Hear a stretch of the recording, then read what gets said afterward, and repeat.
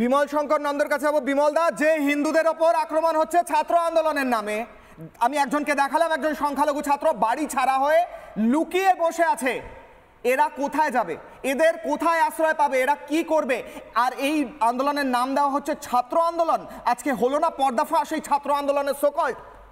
আমি তোমাদের ধন্যবাদ জানাবো কিশলয়। এই আন্দোলন নামে যা চলছে সেটা তোমরা বারবার খুঁজে বার করছো এবং আশা করব আগামী দিনে এর প্রকৃত চিত্রগুলো খুঁজে বার করবে। কারণ আমি আবার বলছি, গতকাল তোমাদের এই চ্যানেলে অন্য সময় এসে বলে গেছি যে শুরু হয়েছিল ছাত্র আন্দোলনের নাম করে, কিন্তু তারপর গোটা আন্দোলনটা তার ডাইরেকশন বদলে ফেলেছে এবং এই ডাইরেকশনটা ছিলই ছাত্র আন্দোলনের ছুতোটা খোঁজা হচ্ছিল যে কিভাবে ঢুকবে ছাত্র আন্দোলনের মধ্যে, এবং তারপর এটা এন্টায়ারলি একটা ভারত বিরোধী, আরও মোর স্পেসিফিক্যালি বাংলাদেশের সংখ্যালঘু হিন্দু বৌদ্ধ বিরোধী আন্দোলন কিন্তু শুরু হয়েছে। যে মানে বিমলদা, আপনি ভয়ঙ্কর একটা কথা বলছেন, ছাত্র আন্দোলনের নামে একটা ছুতো দিয়ে আসলে বৃহত্তম টার্গেট হচ্ছে গোটা বাংলাদেশের সংখ্যালঘু যে ধর্মগুলো ইনক্লুডিং হিন্দু ধর্ম, তাদের বিরুদ্ধে আন্দোলন করা বা তাদের উদাহরণ না দিয়ে একটা কথা বলবো না। 2001 সালে, আমি বেশি দূর যাব না, 77-75 কি হয়েছিল ছেড়ে দাও, 2001 সালে খালেদা জিয়া সরকারে আসেন। সরকারে আসার পরেই শুরু হয়ে যায় হিন্দুদের উপর টার্গেটেড অ্যাটাক, বিশেষত তাদের অর্থনৈতিক যে কার্যকলাপের কোমরটাকে ভেঙে দেওয়ার। হাজার হাজার হিন্দু সেই সময় বাংলাদেশ ছেড়ে পালিয়ে আসেন। ওই সময় ভারতের প্রধানমন্ত্রী ছিলেন অটল বিহারী বাজপেয়ী। বাংলাদেশকে কূটনৈতিক ডিমার্ক পাঠানো হয়েছিল। ডিমার্ক মানে হুঁশিয়ারি দেওয়া।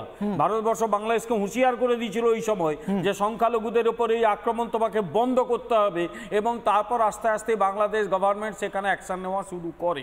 সেভাবে নেয়নি, কিন্তু তবু ভয়ঙ্কর আক্রমণ কিছুটা কমেছিল। অর্থাৎ ওখানে হিন্দুদের ওপর আক্রমণ চলছে, চলে। আমি একাধিক উদাহরণ, বরকত সাহেবের লেখা বই তিনি পরিষ্কার বলেছেন 2030-এর মধ্যে বাংলাদেশে আদৌ সংখ্যালঘুরা থাকবে কিনা সন্দেহ। ঢাকা বিশ্ববিদ্যালয়ের ইকোনমিক্সের অধ্যাপক ছিলেন বরকত সাহেব, চাইলে বইয়ের পিডিএফ একটা আমি জোগাড় করেছি। দুর্গাপূজা হলেও সংখ্যালঘু হিন্দুদের উপর আক্রমণ, ছাত্র আন্দোলন হলেও আক্রমণ। তার কারণ আছে। কারণ হচ্ছে যে আসলে ওখানে এর একটা বৃহত্তর প্রেক্ষাপট রয়েছে। যারা এখানে ছাত্র আন্দোলনের সমর্থনে আন্দোলন করে, আমাদের বামপন্থীদের কাছে আমার একটা প্রশ্ন, যে তোমরা ছাত্রদের পাশে দাঁড়িয়েছো বাপু, ঠিক আছে, এখন কি আরেকটা পাল্টা মিছিল করবে এই সমস্ত ক্রিমিনালদের বিরুদ্ধে যারা ওখানে ছাত্রদের উপর আক্রমণ করছে? করবেন না? করবে না। ওরা করলে আমি ধন্যবাদ জানাতাম যে আসলে জামাতরা বন্ধু তো বামপন্থীদের সঙ্গে জামাতিদের, আপনারা মিছিল করবেন না, এই যা চলছে ভীষণ প্রেম। আমি শেষ করি, কিছুতেই ওরা করবে না। করলে আমি এখানে বসে তাদের প্রশংসা করে দিতাম। তারা কিন্তু এই যে জামাতিকরণ ছাত্র রাজনীতির, তার বিরুদ্ধে একটা আন্দোলন করবে না, আজকে আমি বলে দিয়ে যাচ্ছি। একটা কথা বলি, সেটা যে বাংলাদেশে ইসলামীকরণ কিন্তু হয়েছে শেখ মুজিবুর রহমান অ্যাসাসিনেশন হওয়ার পরে। উনি অ্যাসাসিনেটেড হন 1975-এ। তারপরে প্রথমে জিয়াউর রহমান ক্ষমতায় এসেছিলেন 77-এ। 81 সালে তাঁর হত্যাকাণ্ড হয়ে যায়। 1983 সালে এইচ.এম. এরশাদ ক্ষমতায় আসেন। 1990 অবধি ছিলেন। তারই মাঝখানে 9 জুন 1988 বাংলাদেশের সংবিধানের 8ম সংশোধনে একটা ধারা যোগ করে দেওয়া হয়, 2(1)A ধারা, যেখানে ইসলামকে স্টেট রিলিজিয়ান করে দেওয়া হয়।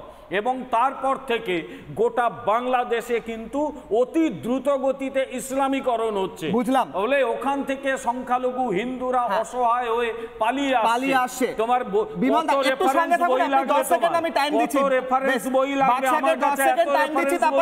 বাকিদের কাছে, তারপর আমি বিমলদার কাছে 10 সেকেন্ডের উত্তর নেব। উনি বললেন আপনারা একটাও মিছিল করবেন, এই যে সিচুয়েশন ক্রিয়েট হচ্ছে, সংখ্যালঘুদের উপর আক্রমণ হচ্ছে, ছাত্ররা পালিয়ে আসছে, আগুন জ্বলছে। আজকে একটা স্পষ্ট কথা এখানে বলতে হবে, দ্রুত বলুন, যে ছাত্রদের আন্দোলনের অধিকার রয়েছে। সে তো বটেই। দাঁড়ান, ছাত্রদের আন্দোলনকে কাজে লাগিয়ে এই যে জামাত নামক যে জঙ্গি গোষ্ঠী, আজকে 886 জন যারা জেলের ভেতর ছিল তাদেরকে যে বার করে নিল, আজকে এই কথাটা মিছিলে তো এই কথা উঠছে না, বিরুদ্ধে বরাবর ছিলাম। এই কথা মিছিলে তো উঠছে না বাচ্চা। পশ্চিম বাংলার মাটিতে দাঁড়িয়ে পশ্চিম বাংলার মাটিতে দাঁড়িয়ে জামাতদের পক্ষে দাঁড়িয়েছিল তৃণমূল কংগ্রেস। খাগড়া করে সেই ঘটনা ভুলে যায়নি আমরা। এই বাংলার বুকে দাঁড়িয়ে রাজ্যসভার সাংসদে কে গেছিল? বাংলার মানুষকে আমরা প্রশ্ন বেশ বাচ্চা আসি বেশ আসি বাচ্চা এক মিনিট বাচ্চা বেশ বাচ্চা 1 মিনিট হ্যাঁ বিমল দা দ্রুত 10 সেকেন্ডে বাকিদের কাছে ঠিকই বলেছেন, আমি একটা কথারও অস্বীকার করছি না তো, আমি তো নিন্দেও করছি না, ঠিকই বলেছেন তো। আমি শুধু বলছি যে বামপন্থী সংগঠনগুলো তারা এই ছাত্র রাজনীতির সমর্থনে আন্দোলন করলো, তারা কি ছাত্র রাজনীতির জামাতিকরণের বিরুদ্ধে একই আন্দোলন করবে? আমার তো এটাই সহজ করা উচিত, করলে আমি এখানে বিমলদা 1 মিনিট আমাকে একটা এই মুহূর্তে জামাতিকরণের বিরুদ্ধে বক্তব্য। বেশ, এই রায় ঘোষণা হয় যখন সুপ্রিম কোর্টে, যখন বলা হয় 93% থাকবে যাদের মেধার ভিত্তিতে, বাকি কত 5% থাকবে হচ্ছে যারা মুক্তিযোদ্ধা ইত্যাদি, এই সমস্ত রায়ের বিস্তারিত ব্রেকিং আমরা দেখিয়েছি এবং তারপরেই আমাদের সিনিয়র এডিটর ময়ূক রঞ্জন ঘোষের সঙ্গে কথা হয়, বাংলাদেশের আইনমন্ত্রীর সুপার এক্সক্লুসিভ সেই কথা শোনাবো, তারপর ফিরবো আলোচনায়। ময়ূক রঞ্জন ঘোষ। আনিসুল হক সাহেব, আমি ময়ূক বলছি, রিপাবলিক বাংলা ইন্ডিয়ার সিনিয়র এডিটর, কলকাতার নিউজ চ্যানেলে। অ্যাকচুয়ালি স্যার, সুপ্রিম কোর্টের যে রায়টা, যুগান্তকারী রায়টা, সেটার বিষয়ে আপনার একটু প্রতিক্রিয়া চাইছিলাম। আমি তো কি বলে, আমি তো বেলা 4টার সময় প্রেস কনফারেন্স দেখেছি, আমি তো আমার প্রতিক্রিয়া দেব। হ্যাঁ, ওটাতেই আমরা ভারতে এটা নিয়ে খুব বড় রায় এবং যেভাবে আপনারা এই পুরো ব্যাপারটাকে ট্যাকল করছেন, সেটা নিয়ে যদি একটু প্রথম প্রতিক্রিয়া দিতেন রিপাবলিক বাংলাকে। না, ব্যাপারটা হচ্ছে যে আমি এখন অর্ডারটা আমার অফিসে যাচ্ছি, আমি অর্ডারটা ওখানে পেয়েছি, আমি অর্ডারটা পড়বো, আমি অর্ডারটা পড়ে আমি যতক্ষণ পর্যন্ত না বুঝবো কি অর্ডার দিয়েছে আমি ততক্ষণ পর্যন্ত মুখ খুলবো না। আমার অর্ডারটা পড়তে হবে, অর্ডারটা পড়ার পরে আমি এই অর্ডারটার ব্যাখ্যা বুঝে আমার প্রতিক্রিয়া দেব। আর আইনমন্ত্রী হিসেবে কি আপনি এই বিষয়টাকে একদম খুব কাছ থেকে দেখছেন এবং এটা নিয়ে কি যথেষ্ট গুরুত্ব সহকারে বিচার করবেন? অবশ্যই তার কারণ হচ্ছে যে দেখেন, এই 2018 সালের পরিপত্র দিয়ে মাননীয় প্রধানমন্ত্রী কিন্তু কোটা প্রথা বাতিল করেছিলেন এবং সেই কোটা প্রথা বাতিল ছিল এই হাইকোর্টের দ্বৈত বেঞ্চের রায়ের আগ পর্যন্ত। আজকে আপিল বিভাগের এই রায়ের পরিপ্রেক্ষিতে কোটা, যেই রায় হাইকোর্ট বিভাগ দিয়েছিল সেটা বাতিল হয়েছে এবং এখন কোটা নাই। কিন্তু তারপরেও আমি শুনেছি, সংবাদ মাধ্যমে জেনেছি যে আপিল বিভাগ কিছু তাদের নিজস্ব বক্তব্য দিয়েছেন। তাদের আমাদের সংবিধানের 104 অনুচ্ছেদের ক্ষমতা বলে, আমাকে সেটা দেখতে হবে, আমাকে সেটা বুঝতে হবে এবং তারপরেই আমি এটার ব্যাপারে সুস্পষ্ট মতামত দিতে পারবো। আপনার কি মনে হয় যে নৈরাজ্যটা চালানো হচ্ছে এটা ছাত্র আন্দোলনের নামে, কোথাও গিয়ে বৈদেশিক শক্তির হাত থাকতে পারে যারা বাংলাদেশকে অশান্ত করার চেষ্টা করছে বাইরে থেকে? দেখেন, এটা আমি বাংলাদেশের আইনমন্ত্রী, আমি তথ্য প্রমাণ ছাড়া কোনো বক্তব্য দেওয়াটা আমার জন্য বোধহয় রেসপন্সিবল স্টেটমেন্ট হবে না। আমি যেহেতু সম্পূর্ণ তথ্যাদি আমার হাতে প্রমাণাদি নাই, সেহেতু আমি কাউকেই আমি বলবো না যে বৈদেশিক কোন শক্তি এটা করছে। আমি এটা এখন বলতে পারবো না। আমার কাছে যদি তথ্য প্রমাণাদি আছে তাহলে আমি বলবো। ধন্যবাদ। রাজাগোপাল বাবু, সুপ্রিম কোর্ট রায় দিল, যা বলা হয়েছিল কোটার বিরুদ্ধে আন্দোলন ইত্যাদি, সেই দাবি বেশিরভাগই যা চাওয়া হয়েছিল তা পাওয়া গেল। আমার প্রশ্ন হচ্ছে, বাংলাদেশ এবার সম্পূর্ণ ঠান্ডা হয়ে যাবে বলে মনে হচ্ছে আপনাদের, নাকি এই ছুতো ধরে রেখে এরপর আরো দাবি দেওয়া বাড়িয়ে এই আন্দোলন জিইয়ে রাখা হবে? না, দেখুন, যে ছাত্র আন্দোলন যারা করছে তাদের কোনো অর্গানাইজেশন কিছু নেই, তাদের কোনো লিডার নেই, এটা খেয়াল রাখতে হবে। এবং তাদের যেটা ছিল যে বাংলাদেশে রিসেন্ট এমপ্লয়মেন্ট সেভাবে তৈরি নেই, চাকরির বিরাট অভাব, এই জায়গায় দাঁড়িয়ে ছাত্ররা এই সংরক্ষণের বিরুদ্ধে আন্দোলন করেছে, মানুষের সহানুভূতি পেয়েছে।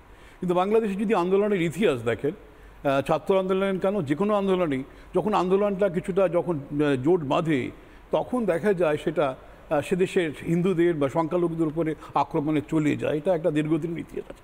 ইন্দোনেশিয়ায় যদি ছাত্র আন্দোলন ধরে, ইন্দোনেশিয়ায় দীর্ঘ ছাত্র আন্দোলন ঘটেছে, সরকার পরিবর্তন ঘটে গেছে, কিন্তু কোনো দিন সেখানে যারা সংখ্যাগরিষ্ঠ মুসলমানরা রয়েছেন, অন্য অনেক জায়গায় অনেক মানুষেরা রয়েছেন, কোনো সেখানে কিন্তু আন্দোলন ঘটে না। দুর্ভাগ্যের ব্যাপার ঘটছে, আমরা দেখছি যে নেপালও ইদানিংকালে যেটা ঘটছে, মায়ানমারও আমরা দেখছি, যে কোনো আন্দোলন করে ভারত বিরোধিতারা এসে যাচ্ছে। এখন দেখুন, যেটা আমার বক্তব্য, সে দেশের যে সরকার আছে, স্বাধীন সার্বভৌম সরকার, তারা দেখুন, তারা বুঝতো যে সংরক্ষণের মধ্যে কোথাও গণ্ডগোল আছে, তারাও নিজেরাও পরিবর্তন করেছে। এই জায়গায় দাঁড়িয়ে এই যখন এটা সুপ্রিম কোর্টে গেছে, সুপ্রিম কোর্ট 7ই আগস্ট হিয়ারিং হওয়ার কথা ছিল, তারা সুপ্রিম কোর্টে যে রিকোয়েস্টটা করেছে, আজকে সুপ্রিম কোর্ট রায় দিয়েছে, আগে সুপ্রিম কোর্টের কাছে যদি যেত, এবং তখন যেহেতু তারা জানে যে আন্দোলনে কোনো নেতৃত্ব নেই, সংগঠন নেই, ফিজেল আউট করে যাওয়ার সম্ভাবনা রয়েছে, এবং তারা এটাও জানে এই এরকম আন্দোলনের নামে জামাতের মতন শক্তি আরও বিধ্বংসী শক্তি ঢুকে পড়বে, তাদের কিন্তু আরও আগে সতর্ক হওয়া উচিত ছিল, তারা সতর্ক হয়নি, এবং এটা তাদের বিপর্যয় বলে আমি মনে করি, এবং তার ফলে তাদেরকে ফেস করতে হবে। একজন স্বাধীন সার্বভৌম দেশ, আমাদের বিশেষ কিছু বলার এখানে সেখানে নেই, কিন্তু এটা পরিষ্কার। দেখুন, এটা বলে লাভ নেই যে বাংলা, যদি দেখেন পাকিস্তান ইনস্ট্রাকশন তৈরি হওয়ার সময় সেখানে হিন্দুদের যে জনসংখ্যা ছিল, এখন কোথায় নেমে আসি। ঠিক মাঝখানে আমরা দেখেছিলাম সেন্সাসের সামান্য কিছু পরিবর্তন ঘটে কিছুটা বেড়েছিল বলে আমাদের আশ্বাস হচ্ছিল বুঝি হিন্দুরাও সুরক্ষিত আছে, কিন্তু রাজাগোপাল বাবু, ছাত্র আন্দোলনের নামে ভারত বিরোধিতা হিন্দু বিরোধিতা হয়ে যাচ্ছে, এখন এই দুটো বিরোধিতা হয়ে যাচ্ছে। এটা বাংলাদেশের, আমরা বাংলাদেশ সৃষ্টি হওয়ার পর থেকেই আমরা দেখছি এটা একটা আন্দোলনের একটা মধ্যে দিয়েই এমন কিছু ফোর্স সেখানে রয়েছে, তারা সুযোগটা পাচ্ছে এবং তারা সেখানে ঢুকে পড়ছে, হিন্দুদের সেখান থেকে সরিয়ে দাও, এটাই তাদের লক্ষ্য, টোটাল ইসলামাইজেশন, সেই দিকেই তারা যাবার চেষ্টা করছে, এবং সেখানে একটা বিরাট সংখ্যক মানুষের বোধহয় সমর্থন আছে।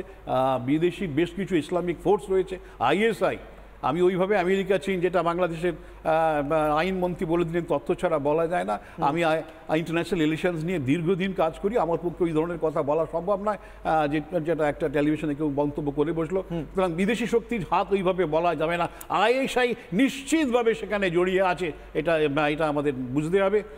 আমাদেরও সতর্ক থাকা উচিত ছিল, এবং আমাদেরও ইন্টেলিজেন্স, ভারত সরকারের ইন্টেলিজেন্স নিশ্চয়ই রয়েছে। বাংলাদেশ এই ধরনের দুর্ঘটনা, এই ধরনের হাঙ্গামা, বুঝেছেন, পূর্ব পরিকল্পনা ছাড়া করা যায় না। সে দেশে সরকারের ইন্টেলিজেন্স ফেলিওর আছে, আমাদের কি ইন্টেলিজেন্স ফেলিওর নেই? আমাদেরও সেটা দেখা দরকার আছে।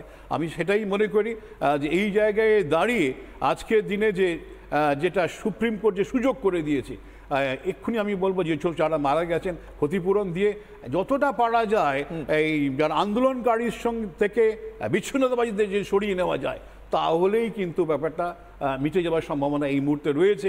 এখনও যদি কেউ আন্দোলন করে, মনে করুন যারা মারা গেছে তাদের ক্ষতিপূরণ দেওয়া হলো, এবং সরকার একটা ঘোষণা করে দিল সুপ্রিম কোর্টের বিচার মোতাবেক যে রিজার্ভেশনের এই কোটা ব্যবস্থা থাকবে, তাহলে কিন্তু যারা এই সমস্ত জামায়াতের কোনো শক্তি, তারা নতুন করে ছুতো হবার সুযোগ পাবে না। সেটা সরকারকে এক্ষুনি, আমার ধারণা, ছাত্রদের সঙ্গে বসে বা যে করে ঘরে হোক, এটাকে আর সুযোগ দেওয়া উচিত হবে না। ঠিক, তারা সুযোগ দেয়। হ্যাঁ।